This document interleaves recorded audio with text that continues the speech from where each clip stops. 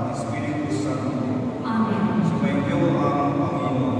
At sumayin. Ngayon ay ipinagdiriwang natin ang muling hapunan ng Panginoon. Sa tagpo nito, itinatawag ni Jesus ang sakramento ng Eucharistia at banal na Ordin.